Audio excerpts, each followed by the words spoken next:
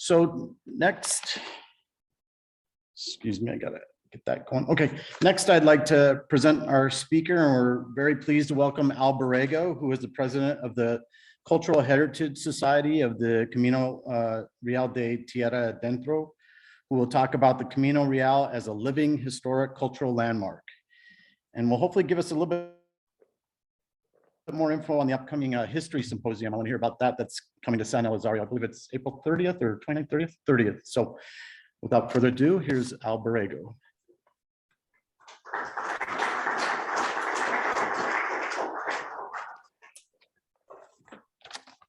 Get your screen going here. There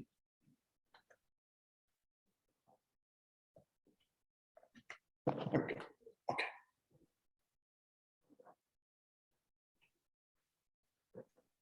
So I think you just hit the forward there. Thank you. Thank you. Thank you, Garland. Thank you, Dennis. Thank you all for the invitation. I'm Al Borrego.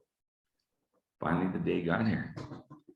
So it's good to see some happy faces out there. Everybody's smiling. Yeah.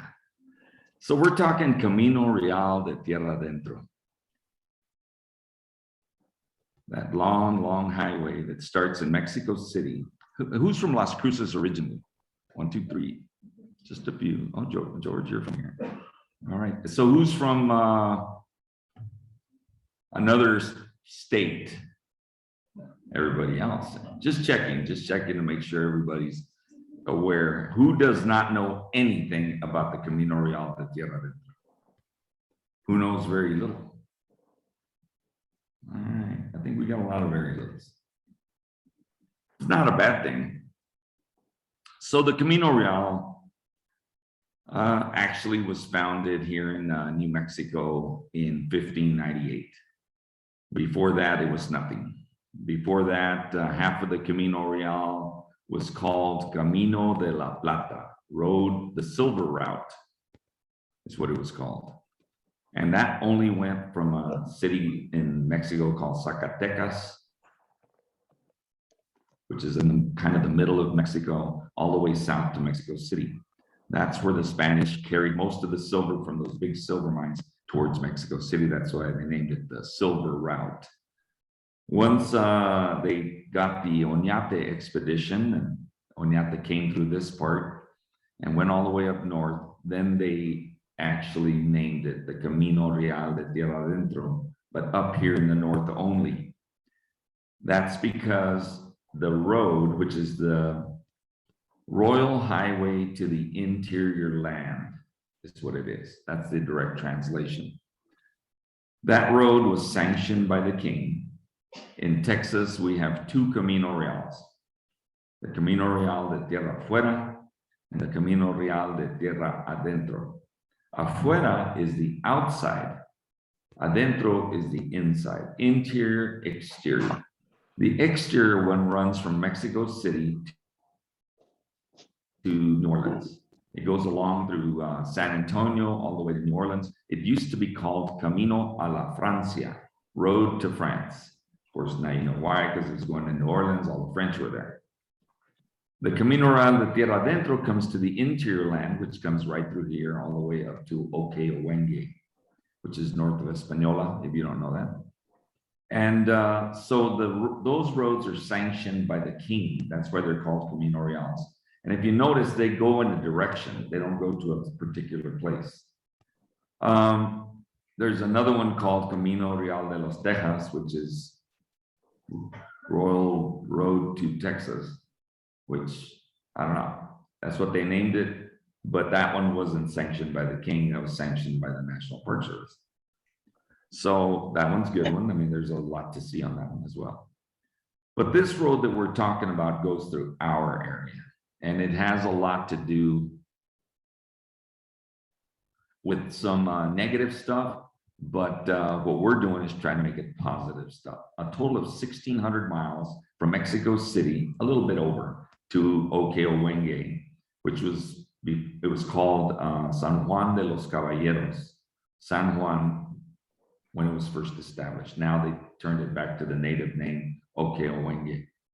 But that road has served as a supply route for all of the American Southwest for over 400 years now, because it's still working today. That road is, I mean, I came on that road up here. I live in San Elizario, Texas. That's about 20 miles south of El Paso. And the road goes right through our town, the Camino Real. We also have the oldest main street in the United States. Now, those roads were all founded in 1598. A lot of people don't realize, especially people even in San Elizario, don't realize that when Oñate came through and took possession of all the land at the Rio del Norte, we know it as the Rio Grande, that the Rio del Norte drains into, he took possession right there, right near San Elizario, Texas. And when he did that, he named it Nuevo Mexico, New Mexico. So from San Elizario, Texas, south of El Paso, all the way to Okeowenge, north of Okeowenge, because it was all the land that it drains into, which is southern Colorado. All of that land was New Mexico for almost 200 years. In San Elizario, they don't even know that. A lot of them don't, the ones that haven't heard me. But all of us were part of New Mexico. In Mexico, they don't like it when I tell them that New Mexico is older than Mexico. See, because New Mexico was born in 1598 and Mexico was born in 1821. See, and they're like, what? They right away, they get their cell phone out, they fact check me. They're like, oh no, but it's the truth, you know? So they don't like it that much, but then I tell them the whole story about the Camino and they're kind of happy. Now, looking at the Camino, we don't realize what it has. Now, from Mexico City, who's familiar with Chihuahua? The state, right? So the state of Chihuahua is the one that's right next to us all. It connects to New Mexico, it connects to Texas, all that big state there. It's the biggest state in Mexico. The southern part of Chihuahua has a city by the name of Santa Barbara. That's where the Oñate expedition took off from, not right in the town. That actually has a valley on the north side. And they were in that valley, and that's where they took off from and started north. But from there on, and from there south, there's a town right next to it called Valle de Allende, not Miguel de Allende. Miguel de Allende, a lot of artists like to go there and paint. Really beautiful place too. But Valle de Allende, which is right next to Santa Barbara, from there south, the Camino Real is a UNESCO World Heritage Trail. Now that's a bit misleading. I say it that way just so you can grasp it. But the funny part about it is it's not the trail that's World Heritage, it's the elements that have been part of the inscription. And there's 55 sites and 5 entire cities that are designated UNESCO World Heritage. So my biggest problem as the president of the Cultural Heritage Society, the Camino Real de Tierra Adentro, was why aren't we part of that package up north? Why are we left?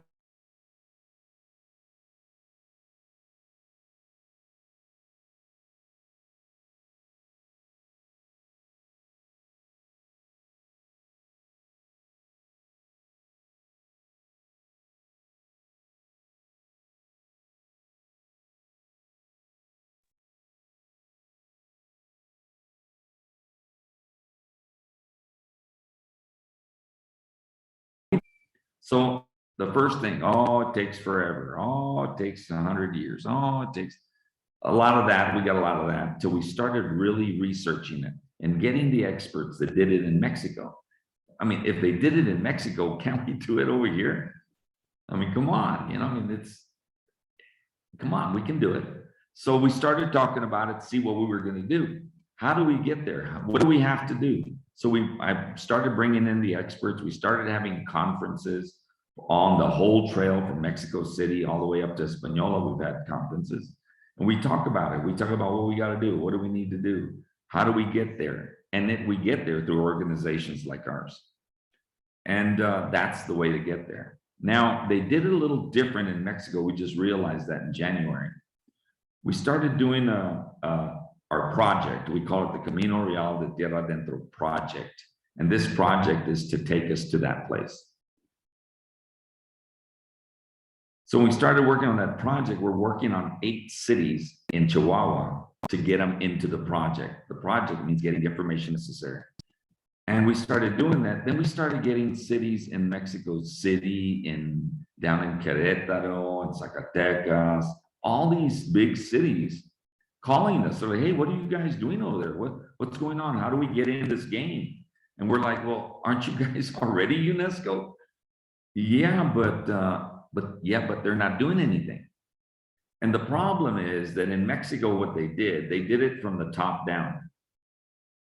There's an organization in Mexico, like the National Park Service here. It's called INAH, I-N-A-H. It's the National Institute of Anthropology and History. And that institute runs all of the historic sites and places, buildings, all of that in Mexico. They're the ones that put the package together for UNESCO in Mexico. So we started talking to them. Hey, what did you do? Well, they started helping us out. This is what you need to do. This is what you need to do. You need to work it together. You need to get it done. Put up all this package and then deliver. So that's what we've been doing now for the last 3 years officially. The first 4, research. What do we have to do? What can we do? Now we're working on it. So who's been to Mexico City? 1, 2, 3, 4, 5, 6, 7, 8. Okay. Who's been to Querétaro and along the trail, along the road? Anybody's kind of done most of it? Yeah. So I'm going to show you a couple of pictures here, I hope. See if this works. Okay, not that one. Let me see. There we go. So there's the map. Hard to see it. Mexico City.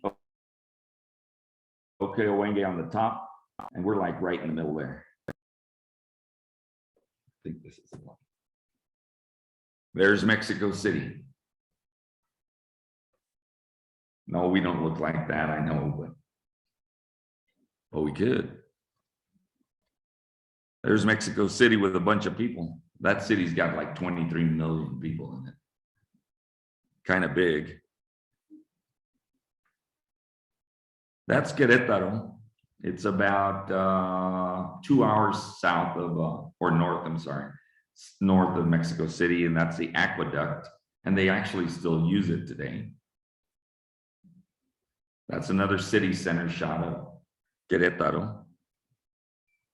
There's another shot of Querétaro. That kind of looks like some of our stuff over here. I mean, not quite, but you can see, this is what I'm getting at. This is what the Spaniards built. This is what the Spaniards left on.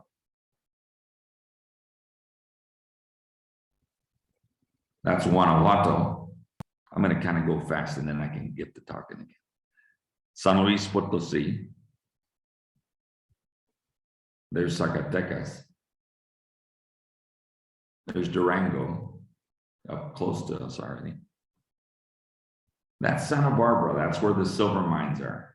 Now, this area is where Don Juan de Oñate was from, and Zacatecas. He was born in Panuco. Panuco is a small town that was on the outskirts of Zacatecas. Now it's in Zacatecas, but that's where he was born. I was just mentioning that a lot of people don't realize that when Oñate was born, Cortez was already dead. He had already passed away. That's how many 70-something years went by before Oñate was even born. So, I mean, it's just, everybody thinks it's all in the same week. And this is the silver mines that the Oñate family owned. And in Zacatecas, they own family mines. So I always wondered, because everybody's heard about Don Juan de Oñate, right? Yeah? Yeah. Everybody knows about that guy. So I always wondered, you know, this guy's rich, like imagine if he was alive today, he'd be, I'm wondering, why did he come up here? Right? What makes somebody do that? And he didn't even, you always read that Oñate won the contract to come up to New Mexico. He won the contract. He didn't win the contract. It was actually a guy by the name of Espejo who came up here all the way up to Isleta Pueblo, and they told him about the 7 cities of gold.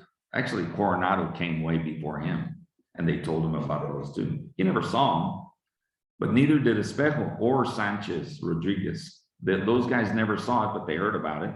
So they go back to this place and they tell him, hey, there's these 7 cities of gold. Oh, Espejo was kind of wanted by the authorities, but a rich guy went, checked it out. They told him about it. He didn't see no gold places, but he came back and decided to go to the viceroy.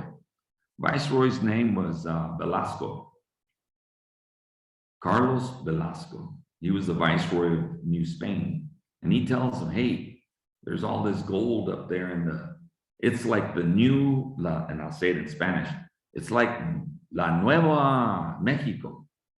Because Mexico, when Cortez got there, had a lot of riches. So that's kind of what he was saying. It's the new Mexico up there. That's why they named it New Mexico.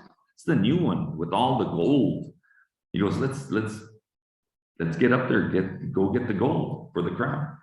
And the viceroy says, the crown has no money. We don't have money can't even afford an expedition up there. So he says, well, Espejo, not Oñate. Espejo said, well, I'll pay for it.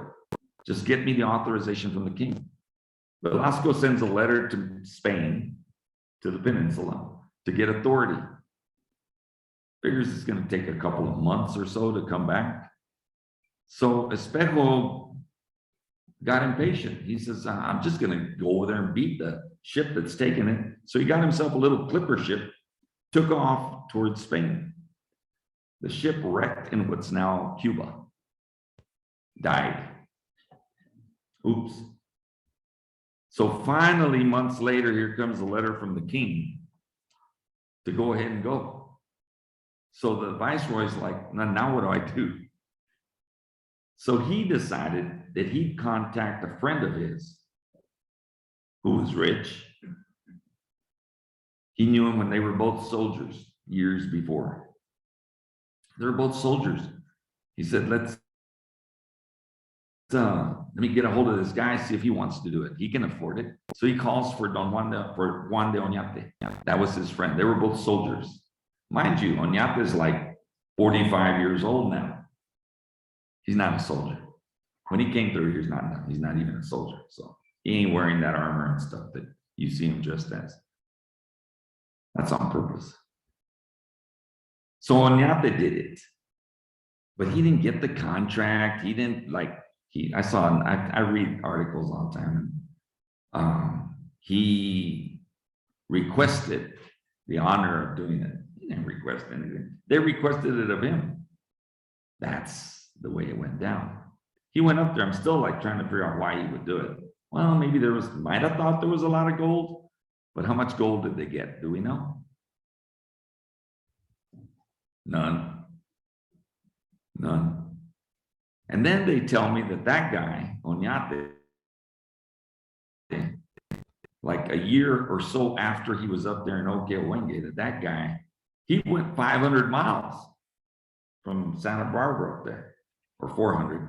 And then he went 500 miles from there to the middle of, who's from Kansas? Somebody say they're from Kansas. To the middle of Kansas to look for treasure. Yeah, right. Would you have gone from there to look for treasure after you just went 400 miles and found nothing? I'd be like back over here at the silver mines. But I just don't get it. I don't understand what the point was. But those are different times. People thought different. They did things that we would never think of doing anymore. We'd be watching TV. I wouldn't be doing that. But they did come up here, and they what I call it is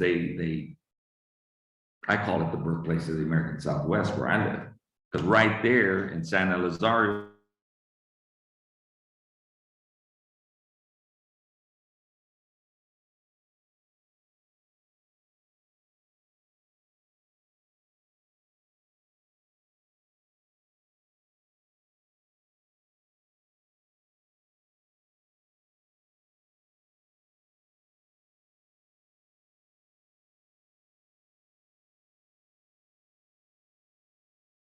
brings it all the way up to Okewenge.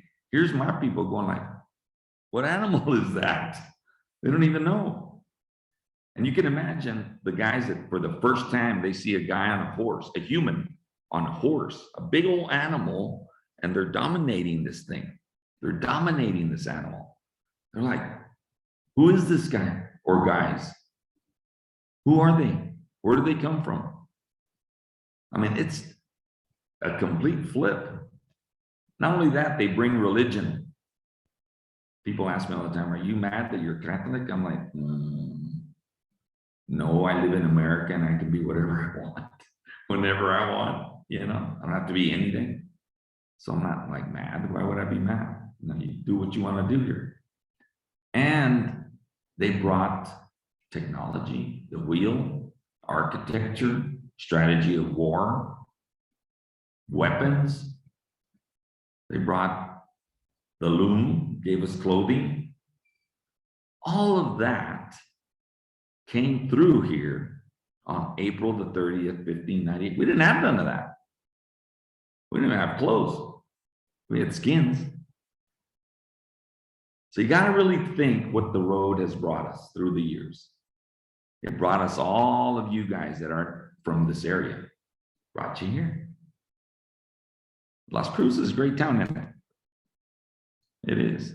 It's different, way different than El Paso. It's the same thing that we got from the Spaniards.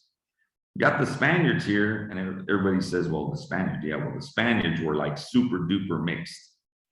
We call it mestizos, super duper mixed. They were already mixed when they get here, and then they mixed with the natives from here. Now you got me.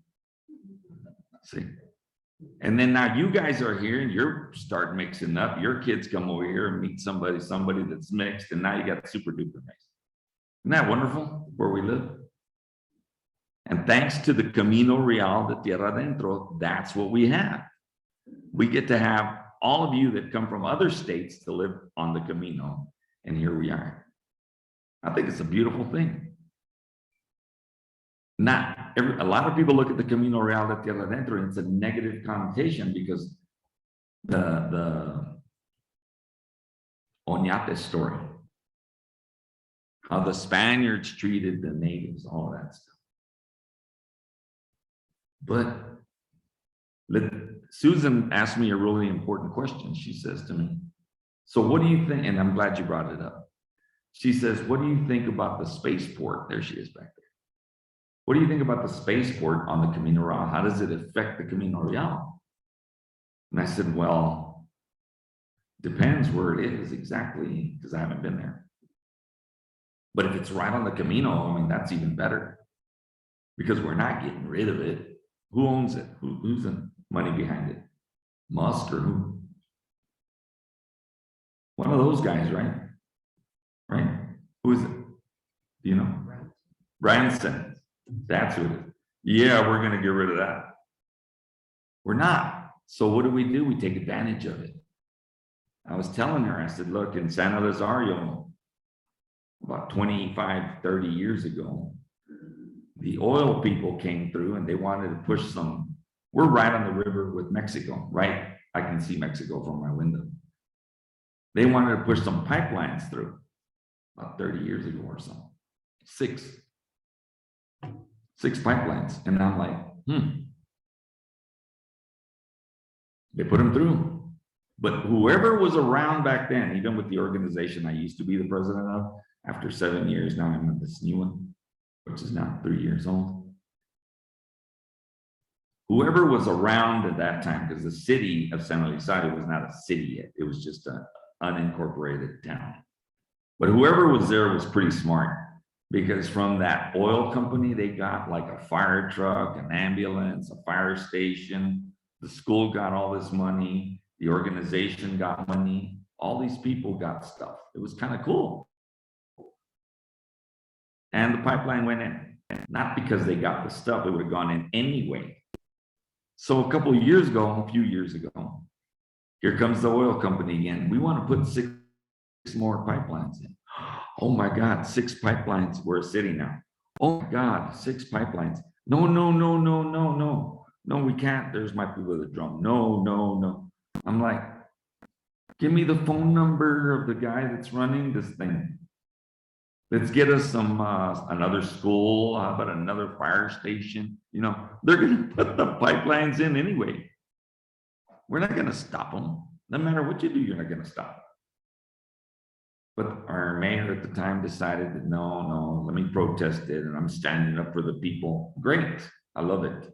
Thanks for standing up. But guess what we got? 6 pipelines.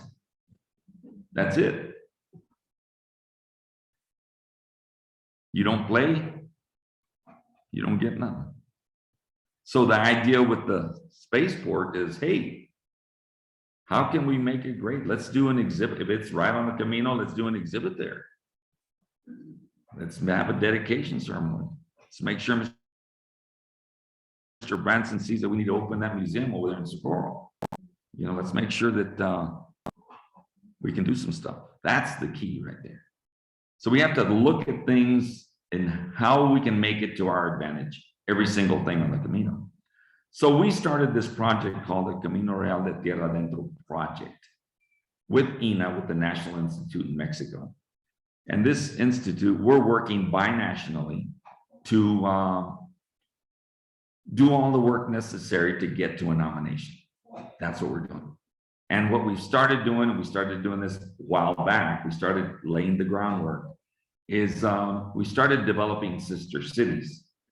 Now, at that time in 2018, when we did our first sister city, it was Mesilla and Doña Ana County. They're sister cities. They have sister city agreements with the city of San Luis and our project. You guys didn't know that, huh? Now you do. It was Gonzalez, I think was his name, and Fernando Macias. They were with the county. And it was setting the groundwork. And now here we are talking about it. And now it's time to move forward, because now we're getting ready to jump the river and come this side and start really working. We started working in San Elizario now, but we need to start working in New Mexico. I mean, we kind of are touching stuff, but we're not there yet, but we need to. Because ultimately, if you look at an inscription as a UNESCO World Heritage Landmark, it means a lot for us, for all of us. I mean, you're talking massive tourism, a lot of economic development, and it's all going to come because they'll follow the trail. So the idea is to have all these sister cities, which we ultimately will, and I've talked to Ken about becoming a sister city with Las Cruces, and he's open to it. They're ready to go, but we're not. You know, I don't want to do it too early. I want to be able to react quickly. As soon as we do it, we move forward. In January, I got agreements signed in Mexico with 8 cities. We've got a total of 12 in Mexico that are part of the Camino Real. We've already got 18 cities in Mexico that are sister cities with San Luis. And then we've got new 8 cities more that are actually in the Camino Real that'll be part of the project and sister cities. All of those working together, showing UNESCO that look at the power we have together. Work together, we're on the Camino, they all have their individual history. So their job right now, that we've been going through workshops with them, is to get them to inventory, identify sites, identify traditions, identify gastronomy, identify oral histories, identify all this stuff, monuments and sites, and get the list together. Once they get the list together, then we continue going.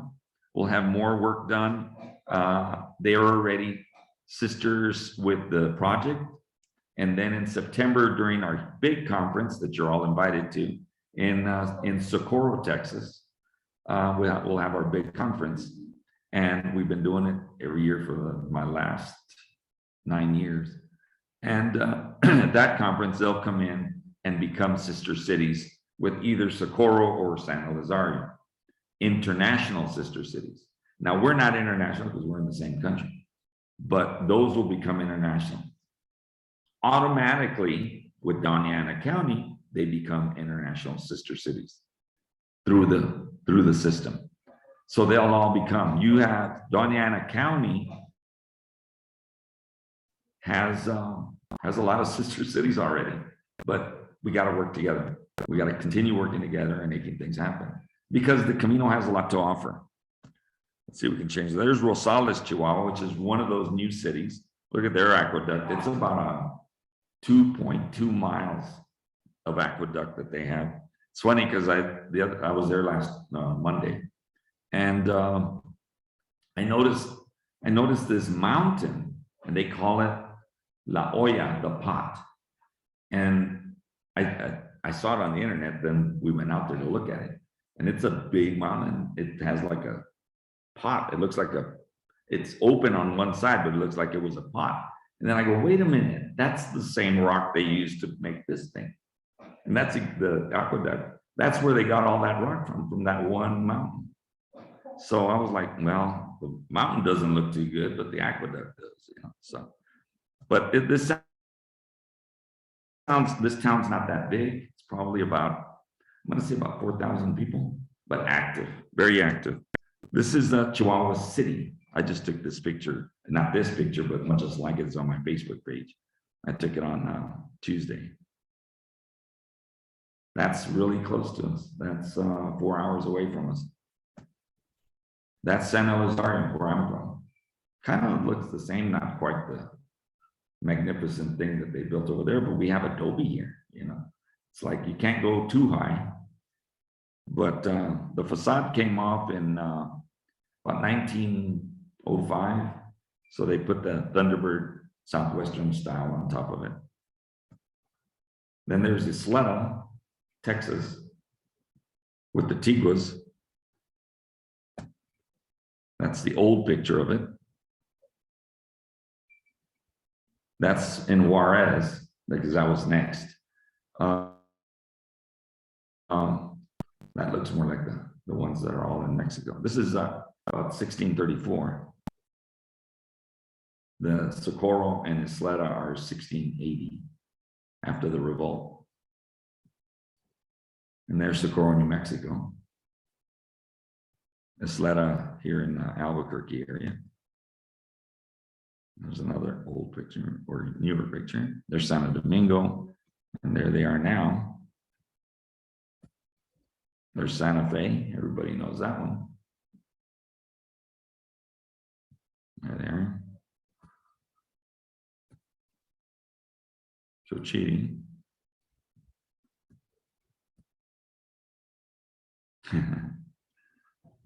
I like throwing that picture in there. They like that in Spain, these pictures. They're like, what? Those are real Indians. That's Española. There's okay, Owenge. There they are. They like this picture too. And that's San Elizario again. That's the Camino Real. Now, I've seen some signage in New Mexico. I haven't seen it all. I know there's a lot more than, well, there used to be a lot more than Texas. But in 2019, we placed all these signs we put up. We only have 40 miles of Camino in Texas. And we put up 214 signs. So it's like every inch. No, I'm just kidding. Almost. No, there's a lot. There's a lot. These big ones, the big one, that's a sign that we put up in 2009. But we do have the signs that follow the route. That's the actual route right there in that picture. But that's the kind of stuff we do is through this project, we identify projects that need to be done. Not only, now I deal with the cities, the municipal governments, but not just them. I try to stay away from just the government because a new mayor will come in, a new city council will come in, and then you lose all the work you've done. So the key is to go through organizations like ours that'll hold it all together at the end of the day. You know, we'll do the work. We'll just invite them for the picture. That's all they like anyway. I hope there's no city officials here today. But yeah, that's the way it is. I mean, that's what we do. But you know what I mean? And it's not that much work. Like there's certain things that we need to do, like inventories and that kind of stuff. But the Mexican people, the National Institute, they'll send their people out here because we have an agreement to work together. We have a memorandum of understanding to work with them, and they'll help us. We just need organizations like ours that will say, yes, we want to do it. Yes, we want to work together. Yes, we'll support it. And then we'll bring the people in to do it. We'll use students, we'll come in and put everything together and do it. But as organizations, that's how we get there, you know, and that's the thing. But we need to make the Camino Real de Tierra Adentro a positive thing. It can't be a negative thing. Everybody right away throws Oñate out there and says, oh, that criminal or whatever you want to call him. But, you know, there's different sides to every story. Don't forget that. But let's talk about what the Camino has to offer us. What has it been doing all these years? We don't want the history of the Camino Real de Tierra Adentro limited to exhibitions and museums, because we're living it every single day. We're on it every day. I mean, I'm just showing you pictures of the Camino and it looks pretty active to me. Well, except right here in San Rosario, maybe a horse will go by sooner or later. But no, they're active. This road is used all the time. You know, they're still being used today. Things are still happening today. How much traffic do we have between El Paso and Las Cruces? How much traffic do we have between El Paso and Albuquerque and Santa Fe? That's the Camino. That's a result of the Camino Real de Tierra Adentro. I mean, how many championship Mayfield, or what is it? Mayfield? Yeah, in Las Cruces. Was it Mayfield? Is that the school here that wins championships all the time? The Trojans. Well, do the Bulldogs win? Yeah, right. That's because you went there. No, but isn't it Mayfield Trojans? Right? They win all the time. How about those guys? What's the tradition there? Just go to that school and ask them, what's your tradition of winning? And they'll give it to you. And I'm sure there's other schools and stuff that have a lot of tradition. Those are things that are traditions. How many traditions do you have in Las Cruces? How many times have you done a festival over and over? How many years? That kind of stuff. Those traditions. I'm sure there's some, and I'm sure there's new ones, because we're talking 425 years. There might be a tradition that's been going for 100 years here. All you got to do is, I mean, they did the mariachi festival for, I mean, I knew that one forever. The wine festival, they've been doing it forever. I mean, just look at the grapes, the wine industry in Las Cruces. I remember hearing somewhere or reading somewhere that at some point, a bunch of years ago, they had a blight in France or somewhere in Germany on their vineyards, and they ended up coming to Las Cruces area and taking seedlings from here to get it going again. Was that right? Something like that? Something like that. That needs to be researched. We need to put that story together. That needs to be included in the nomination. How many vineyards are there in this area? A ton. We're known for wine here, but it's organizations like ours that need to highlight that stuff. Not just that, oh, we have a vineyard, let's go over there and listen to the music. No, let's take the whole picture, because it's on the Camino Real, and make it part of the Camino Real. How many things are there that you can think of that are part of the Camino Real that have been here forever, since you've been here? That you know, how many things have you done? You know, the wine fest over there at the festival grounds. I don't go anymore, but I don't know if it's still going on. Is it still going on? Yeah. See, how many years? There's a lot of things that are going on that have been going on here for years. Even Doña Ana, the little area there, the historic districts, are they identified? Is there signs there? Do they have signs? They have stuff. I mean, George Sanchez here was showing me some pictures earlier of the farm and ranch. See, we can't limit the history to the museum. You should be able to go to the location, and there should be a sign there that tells you this is what in 1876, right here at 5:02 p.m., nothing happened. You know, you need a sign like that, because who's going to go there? Everybody's going to be taking a picture there, right? You'll see all these posts on Instagram and Facebook and all that stuff of that one picture. But there's so many places that you could identify that are old buildings, old things, colonial times. Doniana, I know little town's got a lot of stuff. There's a lot of stuff all up and down here. The actual Camino. I think the Camino is identified.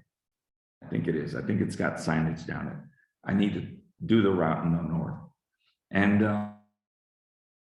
I know Carta. Who's anybody from Carta here?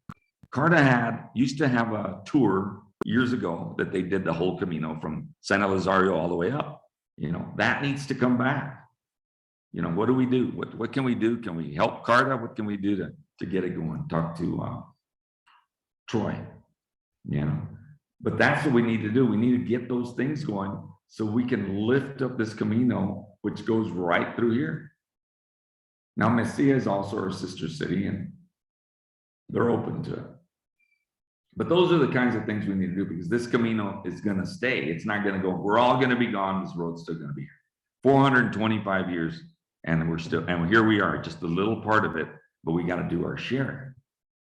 We got to get out there and even if I'm not talking get out there and work, I'm talking just be part of it. I want to get some kind of an alliance with the society and with our society, and agree that we're going to work to push it together. You know, that's it. Doesn't mean talk about money, or you got to put money in it, or it's going to cost us, or everybody's got to be volunteering every week. None of that stuff. Just the power of groups working together to do it. That's what we need to do. Because this road is super duper famous. And how can it be UNESCO World Heritage only in Mexico? Why? Yeah, we're a national historic trail, right? So what did they do for the anniversary when it got named the National Historic Trail 2 years ago? What did we do for the anniversary? Nothing. Why? Because it's not important to anybody. It really isn't. But it should be, because it's our history, it's our heritage, it's our culture. I mean, how many things, how many cultural things does Las Cruces have a year? Oh, everything. Everything. I mean, they've got so many things going on here. I think well, except for the little, if we didn't have the small towns in El Paso, all they have over there is beer crawl, bar crawl. What else do we have? We have a concert series, which are cool, but you guys have the Renaissance Fair. I don't know if you're well, because COVID messed things up, but the Renaissance Fair. You have all of these other cultural. I've come to more cultural events here in Las Cruces than I go to over there. You know, and we need to step it up, and we are. I mean, we do an art market in San Elizario. This is our 14th season. We do an art market every third Sunday of the month. Every third Sunday of the month, we do two reenactments of the Billy the Kid breakout. There, every month for 14 years we've been doing it. I mean, we do the typical church fiesta with tacos everywhere, you know. We do the typical thing. We do the procession carrying the saint around. They've been doing it forever. They also did do something different there in San Elizario that I've never seen anywhere else, Bob. I don't know. Robert's from Clinton, Texas, so I've never seen anybody else do it. And when they're doing the procession around the town, they got like 8-10 people with shotguns in front walking down the street, and every so often they stop and they shoot. So I researched that to find out what that was all about. So the next year they're walking around, and they stop. A couple of my cousins are there, and they're part of the crew. And I said, hey, do you guys know why you guys do that? They're like, huh? What? Why do you shoot? Why do you stop and shoot? Oh, because they told us to.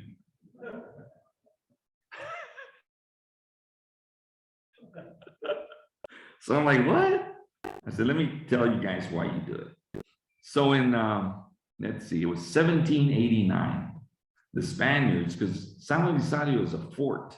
It's the second oldest fort in the US, next to St. Augustine, Florida.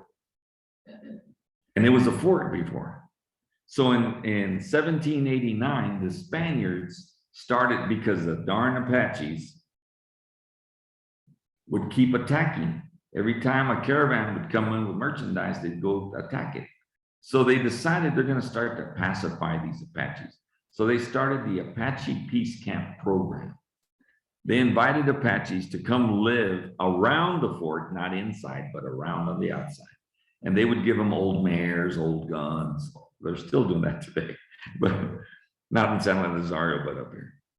So the old mares, old guns, they give them food and stuff. So a lot of Apaches started moving into the area. They even sent some Comanches from San Antonio up, and they were there in San Elizario. So there's a bunch of Indians now around the outskirts. And so on Sunday for Mass, the bells ring. They don't ring anymore, but we're going to make them ring. The bells would ring. They got so many rings, and it's going to start in 15 minutes, another 2 rings, and the quick ring means it's getting ready to get started. So everybody's paying attention, right? So everybody's running to the church. So at the final bell, they're all in the church. So the Indians, they're like outside the fort going like, all right, they're all back in their church. So guess what they're doing? Yeah, they're going to them houses that are empty. So the people are like, wait a minute. They get it. So what did the priest say? Okay, so every 15 minutes, we want this group of people with a shotgun go to the corner of the church on that side, let out a gun blast. Then in 15 minutes, you do it on the other side. This is a 4 corners action. It started helping. That's why they do it. That's that old tradition. That's why they do that. Now it's a signal that they're coming. See, same thing, they're coming. So it helped. That tradition still happens today. What did I say? 1789? It's pretty cool. But you'd be surprised what else is going on around us that's like that. These little towns, they do stuff. Now the tribes, remember, UNESCO, in order to be designated or inscribed as a World Heritage Site, you have to have outstanding universal value. So I asked people in San Elizario, so what do we have that's outstanding universal value here? They're like, well, the church. I go, no, that's like the 6th version. So that's not it. Maybe the idea of the church, the name, the saint, Saint LCR, the French patron saint of the military, since it's a fort, that's kind of cool. But universal value, I don't know. Don't see it. Now you get over to the Tiguas. Now they have a reservation now, but it's not a, I'll call it not a real reservation, because it's a real reservation because it's theirs, but it wasn't a reservation from the 1800s. But they've got cultural stuff. They got outstanding universal value because they've got their traditions forever. I mean, they've had them stuff. They still dress the same. You saw pictures. I mean, they still do it. They still have their ceremonies. The women still can't vote. You know, that's not a very good one, is it? But they still have those traditions that stand true to them. So we have one in Texas on the Camino Real, and we have 7 on the Camino Real in New Mexico. So boy, we already have a head start just with those guys, right? I mean, talk about universal value, that could do it all by itself. So I don't think the battle's that difficult to get that inscription. Because everybody thinks it's the road, but it's not the road, it's the elements. It's the bridge in Tepechi near Querétaro. It's an old bridge. They call it La Quita Calzón. And if you speak Spanish, it says they take your underwear off. I'm like, what? Why is the bridge called Quita Calzones? They're like, well, it's because when you try to cross that bridge, it went two ways. It was a Y. So you go over the bridge and you go to Querétaro, or you go to the right, you're going north towards us. So there was always thieves there, and they'd make you, they said they even take your underwear if you're not careful. See, so that's the name of the bridge, but that's a UNESCO World Heritage Site. You know, they have haciendas, they even have a mountain range, because that mountain range was the direction you followed. You headed for that mountain range, and everybody did it. It's kind of like here in San Lazar's top, but we do have one that's Oñate staking claim. That's outstanding universal value, because that day, I say the American Southwest was born, because it brought everything up here and they shared it with us. That's the beauty of it. But look at New Mexico. I think Jornada del Muerto, I mean, you had to get through that thing to get north. I think that's outstanding universal value. Every single res along the way. I think it's great. I think all of that's universal value. I think Messia's got a lot to offer. I do. Does anybody know where San Diego is? You know where it's at? To me, that's very important. I don't know exactly where it's. I know it's near Rincon in that area, right? Somewhere in there. It's just south of, okay, near mile marker 25 on the interstate, you have a border patrol. Right. checkpoint, okay? That big square mound up there, it's called Borrego, and but also between San Diego Crossing, it's the same thing. That's very important right there. See, and what is there? Is there anything there? Is there a marker or anything? Or, see? No, there's a little area, a little area you can pull off, and they could probably put one right there. See, that's very, very important to me. Just what we did an analysis one day, and that spot is like, you said the San Diego crossing. See that? That's also, well, the start of the Jornada del Muerto. Right. Pretty much right at there. They did cross somewhere else, but that's narrow right in there. And they did have a ferry there early on. Because they have a footbridge, or no, that's up there. And no, it is there, isn't it? There's a footbridge near somewhere there. Is that where I saw that? But it is an important site. Yeah. To me, that's like a really, I always talk about San Diego. Yes, sir. In Tanuco, there's a bunch of technicals. What's the name of it? It's in the mountains there. I mean, What's it called? Tanuco. Oh, isn't that weird? That's where Oñate was born.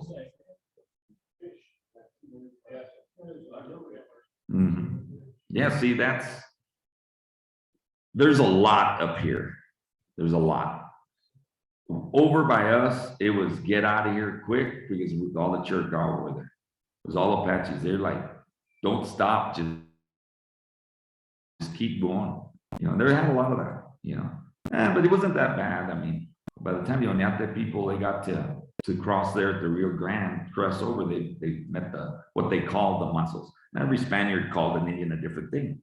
This guy came by, called me whatever, and then the next guy comes, calls me something else. That's why you have all these names. It's the same people. But they try to get it all, it's all confusing because you got all these different names, but I mean, come on.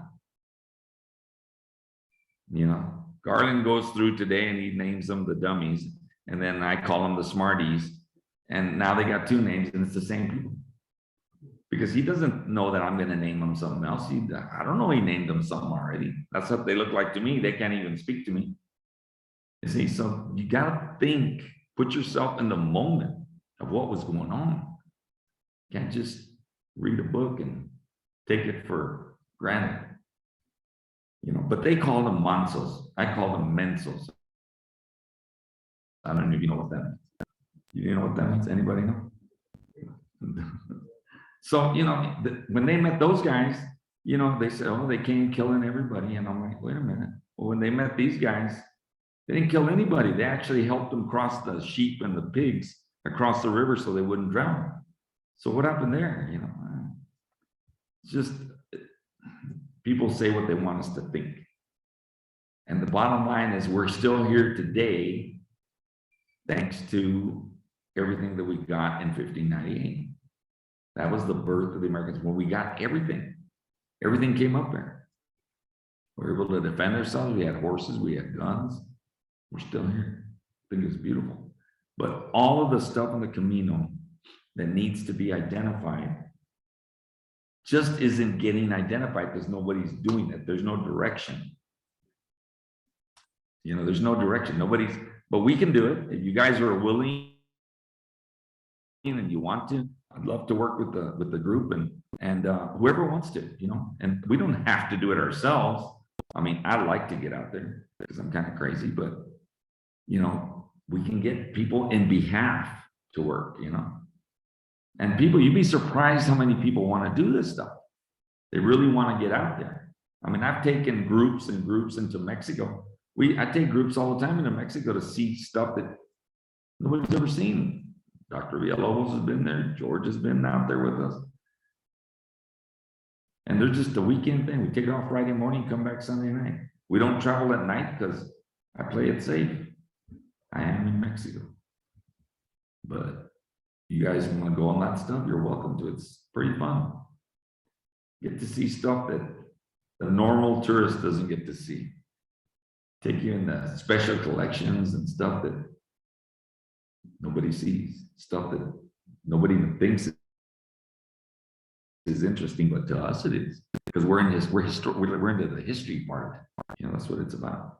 But this Camino needs to, like I said, the idea is to keep the memory, to preserve it, to keep the memory out in the public eye, not in a museum.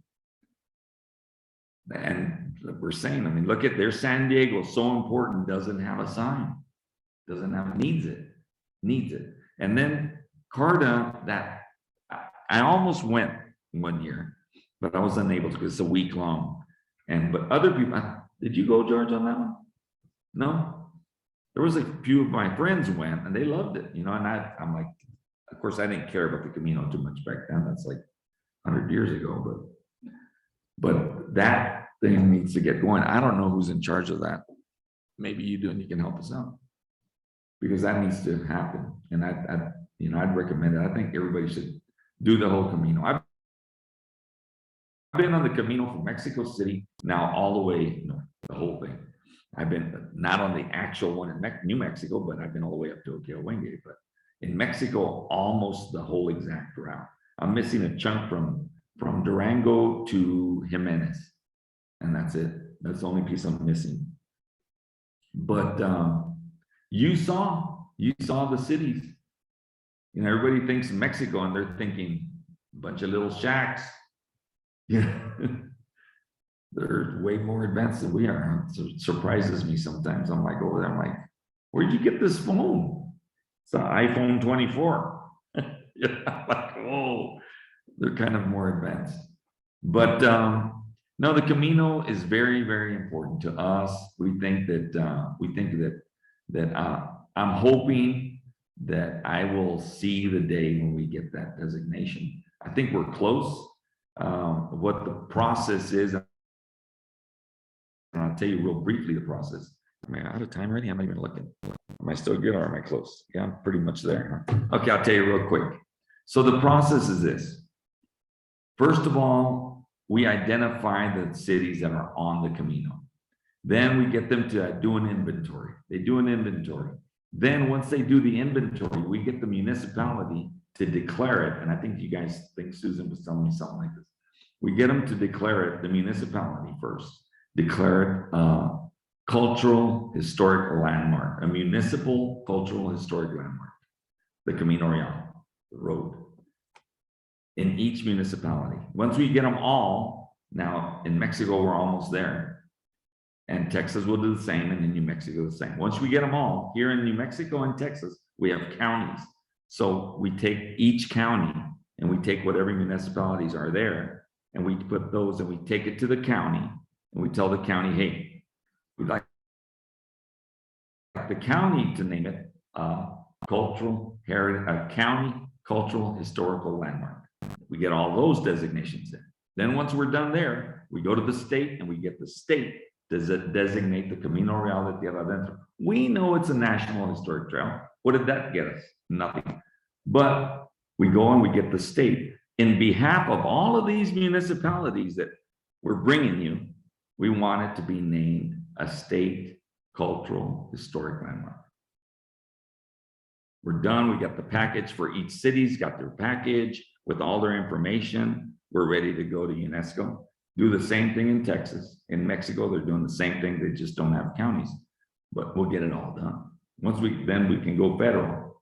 Then we can go to the Department of the Interior and say, hey, look at this package. Look at all the work that's been done by all these groups, all these societies, associations are all working together to get to here. Here you go. Then we'll get there. I don't think it's that difficult. We did all the groundwork is what we did. We did the groundwork for it. Now it's just get the details, which that's what we're doing. I have a conference in a little town called Julimes, Mexico. It's about a 4-hour bus ride. We got a bus going out. We're going to do a conference there on June 10th, 11th, 12th. The conference is on the 10th. Real small, like a 5-hour deal like we're doing on the 30th, which I'll tell you about here shortly.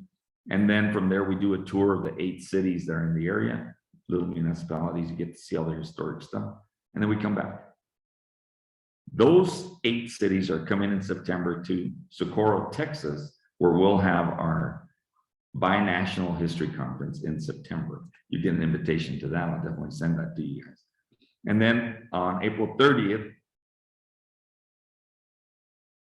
like Garland was saying, we've got our symposium, our history symposium on April 30th. And we do that at the end of April now because that's when Oñate did La Toma, the taking possession of the land. So we'll have a 5-hour conference there at the Adobe Horseshoe Event Center. And we'll have it there, and you're invited to that. All my stuff is free. We don't charge for anything. We charge to get there, but it's like $100. And I mean, not San Rosario, Mexico, but San Rosario is free. All the conferences are always free. I don't believe in charging for history stuff, especially, when it's history. All you gotta do is look for it. But we have that on April the 30th. Hopefully some of you can make it. We'll have a nice dinner, nice lunch. We have entertainment. We get cultural stuff going on. We've got actually a gastronomy part of it where I've got a company out of Spain. It's called Imagine Television. And they'll be here doing a cooking show with the Consul of Spain and their TV person. And they'll be doing a paella there for everybody. So we get to eat that. So that'll be fun too, kind of different during that thing. But hopefully you can make it April the 30th, San Rosario, Texas. If you need directions, just call me and I'd be happy to give everybody a card. And Just follow it. yeah, just follow the Camino Real. It's right in there. It's like the building is on the Camino, right on it. Just follow those signs, these guys. It's big one. Yeah, historic route. That's the actual route that they took right now. But I thank you for your time, and if you have any questions, I'd be more than happy to answer. Now you should mention the website, the Camino Real, Oh, our website? Yeah, because there's all the information there. Yeah, all the information is on our website. It's www, of course. It's culturalheritagesociety.com. And it'll be on my card. If you want my card, I'll give it to you. And it's on my card, culturalheritagesociety.com. All the info's on there, everything we're doing, the projects, our mission statement, all of that stuff. But thank you again. Any questions? No, we're good. All right. I think I went over. Interesting. Thanks. Thanks, everybody, for coming out. And remember, May 19th is our next program. We'll see you then. Those of you that drove, drive safe home.